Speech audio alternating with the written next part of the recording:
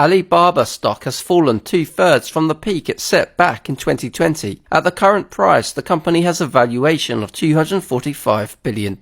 It's got $31.2 billion of cash on the balance sheet, plus $39 billion of short-term investments. It's also got $22 billion of long-term debt, so the enterprise value is roughly $192 billion. Revenue over the last 12 months is $124 billion, with $11.6 billion of net income, $23.5 billion of adjusted EBITDA, and $26 billion of free cash flow. So right now, Alibaba is valued at 21 times earnings, 8.1 times EBITDA, and 7.3 times free cash flow. It's important to note that Alibaba's net income is skewed by large adjustments from stock-based compensation as well as changes in the group's equity investments. In fact, Alibaba has another $62 billion of investments on its balance sheet, which means the true valuation of Alibaba is potentially even lower. So at 7.3 times free cash flow, Alibaba stock looks incredibly cheap. That multiple indicates a company with zero growth ahead,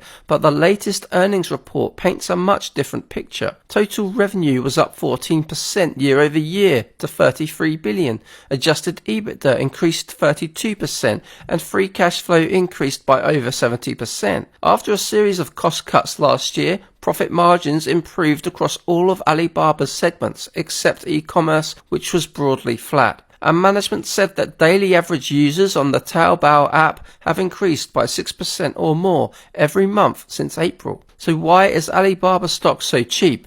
There are quite a few reasons. First, the Chinese economy has been going through a rough patch, first after COVID and now with youth unemployment and a housing bust. Second, the Chinese government has taken a heavy hand against large tech companies, imposing large fines for monopolistic practices. Third, trade tensions with the US raised the risk of delisting, where Alibaba stock would no longer be allowed to trade on US exchanges. All these risks are real, but a lot is also priced in. The Chinese government has tools to improve economic conditions, and Alibaba seems to be making some progress here despite the interference of government. Alibaba plans to split up its business into 6 smaller segments, which provides a potential catalyst and should help it avoid the wrath of regulators.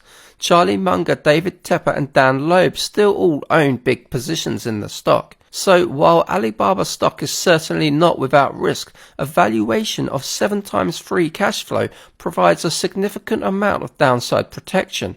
Alibaba may not warrant the same valuation multiple as a US company like Amazon, but Alibaba's multiple only needs to increase to say 12 times free cash flow to generate a 60% return on investment.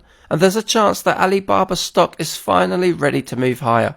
That's why I currently rate the stock a strong buy, but these are my personal opinions and I do hold some shares in Alibaba stock. For more detailed investing ideas, make sure to visit our website, overlookedalpha.com.